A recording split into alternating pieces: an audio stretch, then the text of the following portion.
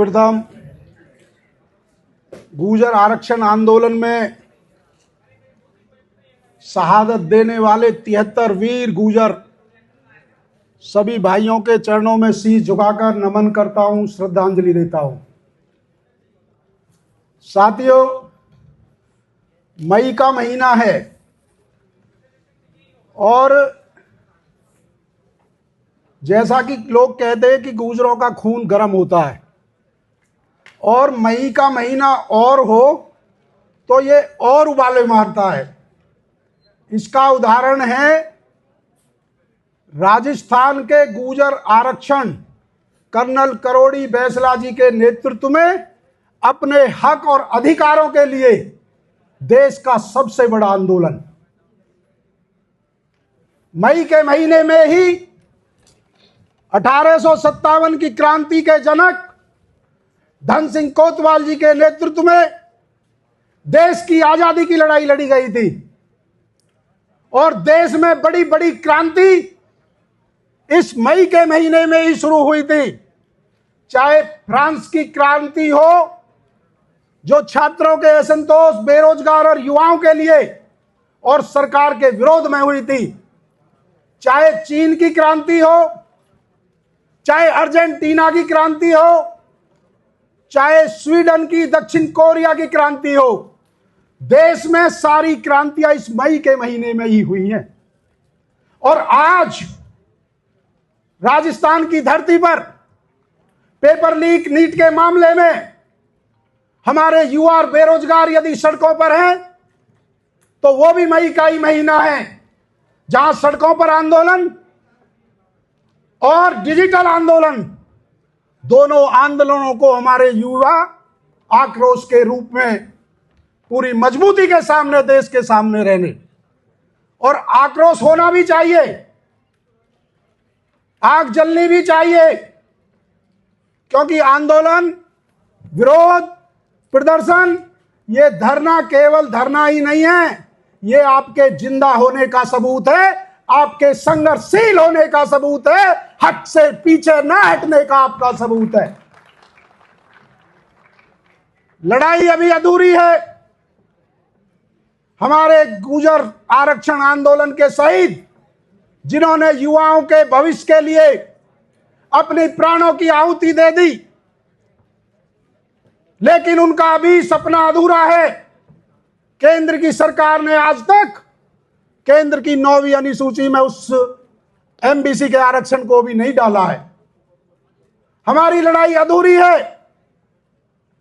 और यह लड़ाई हमको आपको मिलकर लड़नी है। समाज को नहीं भूलना चाहिए और ना हम भूले हैं उन 73 गुर्जरों की शहादत को जिन्होंने हंसते हंसते अपने प्राणों की आहुति दे दी, जिन्होंने देश का दूसरा जलियांवाला बाग राजस्थान की धरती में आंदोलन किया था। एक आंदोलन, एक जलियांवाला बाग 13 अप्रैल 1919 में पंजाब के अमृतसर में हुआ था, जहां पर निहत्थे भारतीयों पर अंग्रेजों ने गोलियां बरसाई थी। और एक दूसरा जलियांवाला बाग राजस्थान की धरती पे हुआ था, जहां निहत्थे गुर्जरों पर अपने देश के लोगों ने गोलियां बरसाई थी। अरे वो तो अंग्रेज थे, विदेशी थे, लेकिन यहां तो अपने लोगों पे अपने भारत की सरकार ने गोलियां चलवाई। मैं बताना चाहता हूं, जब पोस्टमार्टम की रिपोर्ट आई चेयरमैन साहब, तो जितनी गोलियों के निशान मिले सब सीने पर मिले, छाती पर मिले।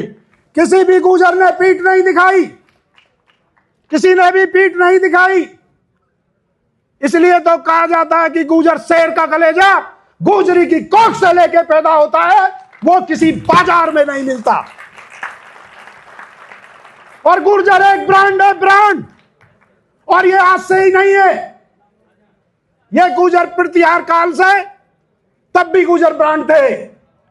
तब अंग्रेजों का समय आया, तब भी गुर्जर ब्रांड थे। और अब आज आधुनिक संवैधानिक काल में आज भी गुर्जर ब्रांड है, ब्रांड। पूरे भारतीय इतिहास में गुर्जरों का इतिहास शहादत, शौर्य, पराक्रम, त्याग, बलिदान से भरा हुआ है।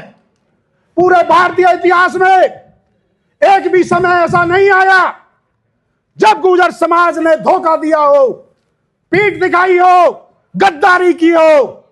हमेशा देश के लिए अपने प्राण न्यौछावर कर दिए। मैं उस देश कौम में जन्म लिया, मैं उसलिए अपने आप को बहुत गौरवशाली और गर्व के साथ महसूस करता हूं। और गर्व होना चाहिए हमें, गर्व होना चाहिए हमें गुर्जर सम्राट मीर मौज पर, जिन्होंने विदेशी आक्रांताओं को गुर्जर प्रतिहार काल में देश में घुसने नहीं दिया। अरे गर्व होना चाहिए हमें 1857 की क्रांति के जनक धन सिंह कोतवाल जी के ऊपर, जिनके नेतृत्व में देश को आजाद कराने की लड़ाई लड़ी गई थी। और गर्व होना चाहिए वीर त्याग बलिदान की पीरती मूर्ति मां पन्ना दाय गुजरी पर, जो ऐसा बलिदान का उदाहरण देश में आपको दूसरा नहीं मिलेगा। और गर्व होना चाहिए तैमूर लंग को हराने वाले जोगराज पवार गुर्जर पर और राम प्यारी गुजरी पर। और गर्व होना चाहिए बिजौलिया आंदोलन से पूरे देश में धमक जमाने वाले वीर गुर्जर विजय सिंह पथिक के नाम पर हमें गर्व होना चाहिए। अरे गर्व होना चाहिए हमें जो दादरी के उमराव सिंह भाटी के नेतृत्व में आजादी की लड़ाई लड़ी गई थी। और गर्व होना चाहिए दनकौर के दरियाव सिंह नागर पर, जिन्होंने अंग्रेजों को बैल की जगह हल चलवाने का काम किया था। और गर्व होना चाहिए देश की 562 रियासतों को संगठित कर कर एक सूत्र में पिरोने वाले, अखंड भारत का निर्माण करने वाले सरदार वल्लभ भाई पटेल पर।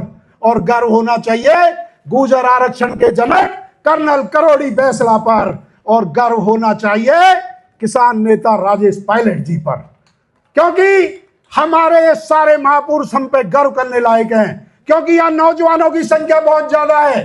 मैं तमाम अपने युवाओं को, अपनी बहनों को यह कहना चाहता हूं कि हमें तो अपने महापुरुषों पर गर्व है, लेकिन क्या हम भी कोई ऐसा कार्य करें कि हमारे महापुरुष भी आने वाली पीढ़ियों को देख के कहे कि हमारी पीढ़ियां भी गर्व करने लायक काम कर रही हैं। कर्नल करोड़ी बैसला ने कहा था, छा जाओ या छाए रहो। मैं तमाम साथियों से कहना चाहूंगा, जिस क्षेत्र में भी आप जाओ वहां समाज का नाम रोशन करो, देश का नाम रोशन करो। एक बात और मैं कहना चाहता हूं, एक शब्द हमारे उसमें आता है पेबैक सोसाइटी, समाज को कुछ लौटाना। अरे जिस समाज में हमने जन्म लिया, जिस समाज में हमें ऐसा गौरवशाली इतिहास दिया, ऐसी क्रांतियां दी, गर्व करने लायक इतिहास दिया, हमें उस समाज को भी कुछ लौटाना चाहिए। इसलिए कहते हैं कि छा जाओ और छाए रहो। एक बात में अपने तमाम सीनियर नेता बैठे हैं, समाज की दिशा दशा तय करने वाले लोग बैठे हैं। मैं ये बात कहना चाहता हूं, जो समाज का व्यक्ति किसी दल में हो, यदि वो समाज के लिए लड़ता है, गरीबों के लिए लड़ता है, किसानों के लिए लड़ता है, तो बिना दल दे हुए समाज को उसको ताकत देनी चाहिए, ताकि वो समाज की बात को मजबूत कर सके। क्योंकि बिना समाज को राजनीतिक मजबूत किए हुए हमारा समाज आगे नहीं बढ़ सकता। मैं तमाम युवा साथियों से कहना चाहूंगा, आज लोकतंत्र है, आज राजतंत्र नहीं है। और लोकतंत्र में संख्या गिनी जाती है, और संख्या तब आपकी गिनी जाएगी जब कश्मीर से कन्याकुमारी तक का गुर्जर एक होगा, चाहे वो हिंदू गुर्जर हो, चाहे वो मुस्लिम गुर्जर हो, चाहे वो सिख गुर्जर हो। क्योंकि गुर्जर जाति नहीं है, एक संस्कृति है, और वो पूरे देश में बसती है। और राजनीतिक पार्टियां वहां हिस्सेदारी देती हैं, वहां राजनीतिक प्रतिनिधि देती हैं जहां संख्या ज्यादा होती है। इसलिए इस कश्मीर से कन्याकुमारी तक की एकता को बनाओगे या नहीं बनाओगे? युवा साथियों बताओ, दोनों हाथ उठा के बताओ। जो जम्मू कश्मीर से लेके, राजस्थान से लेके, मध्य प्रदेश, दिल्ली, उत्तर प्रदेश, जो 12 प्रांतों में समाज के लोग रहते हैं, इस एकता को मजबूत करोगे या नहीं करोगे? एक बार दोनों हाथ उठा के बताओ, क्योंकि राजनीतिक ताकत जब ही बन पाओगे जब आप सामाजिक रूप से मजबूत होगे। क्योंकि समाज को सामाजिक रूप से, राजनीतिक रूप से और शैक्षिक रूप से भी सशक्त और ताकतवर बनाना है, मजबूत बनाना है। अंत में जो आयोजन कमेटी है, जो हमारे युवा साथी है जिन्होंने ये अपने शहीदों को याद करने का बीड़ा उठाया है, मैं तमाम युवाओं को और बहनों को धन्यवाद देता हूं, बधाई देता हूं। जो अपने महापुरुषों का नहीं, वो किसी का नहीं हो सकता। यदि आप अपने महापुरुषों को याद नहीं कर सकते तो कोई और आपके महापुरुषों को याद करने नहीं आएगा। अंत में 2 लाइन कहते हुए अपनी बात समाप्त करता हूं और ये कहना चाहता हूं कि गर्व है हमें उस खून पर जो तलवारों से नहाया था और गुजर नाम का परचम जिन्होंने सारी दुनिया में लहराया था, सारी दुनिया में लहराया था। जय प्रतीक, जय पटेल, जय मीर, जय पायलट, जय वैसला। बहुत बहुत धन्यवाद। राम राम साहब।